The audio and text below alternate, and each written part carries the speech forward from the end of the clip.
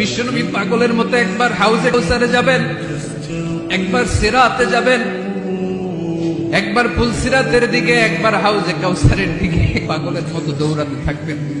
তার কোন গুনাহগার উম্মত যাতে জাহান্নামে ঢুকে না যায়, সেদিন কেউ সুপারিশ করতে পারবে না বিশ্বনবী ছাড়া। এজন্য 5 নম্বর আল্লাহ বললেন, মান যাল্লাযী ইয়াশফাউ ইনদাহু ইল্লা বিইযনিহি।